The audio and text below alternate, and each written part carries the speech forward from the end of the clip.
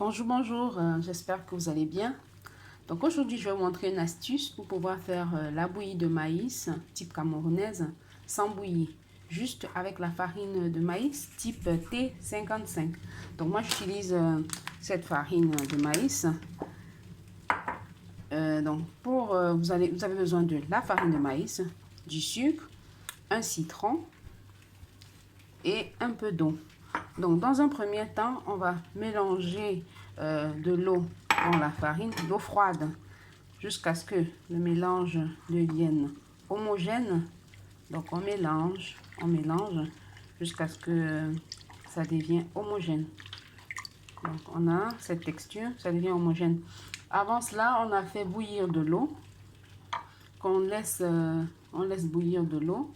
Par la suite, ce mélange, on va le verser dans de l'eau bouillante qui est au feu, bien sûr.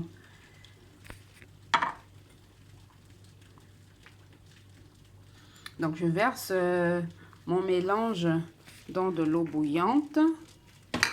Et après avoir versé mon mélange dans l'eau bouillante, je remue. Je remue jusqu'à ce que j'obtienne... donc, je remue environ 10 à 15 minutes. Jusqu'à ce que j'obtienne une texture pareille, 10 à 15 minutes. Je remue.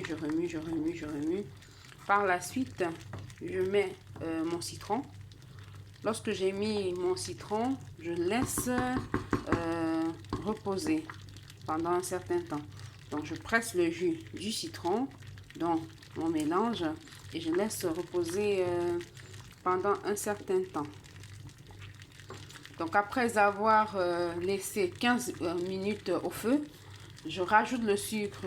Maintenant, on rajoute le sucre selon les convenances de tout un chacun. Si vous voulez que ce soit trop sucré, vous rajoutez, vous goûtez. Si vous voulez que ce soit trop sucré, moi, j'aime pas quand c'est trop sucré. Donc, je mets environ dans 1,5 litre d'eau, une louche de sucre. Donc, cette louche-ci, je mets une louche de sucre dans 1,5 litre d'eau. Donc, je remue et je laisse encore au feu, genre environ 10 à 15 minutes pour que ce soit cuit. Pour ne pas manger un truc cru, quoi. Donc, après avoir laissé 10 à 15 minutes au feu, donc ma bouillie, elle est prête à être servie. Je la mets selon... Elle est prête à être servie. Elle peut être mangée comme ça ou avec des beignets. Ça dépend de tout un chacun. Donc, voilà le résultat de ma bouillie. Elle est prête à être servie. Vous voyez la texture. Maintenant, vous pouvez rajouter à la place du sucre, du lait, du miel. Ça dépend de vous.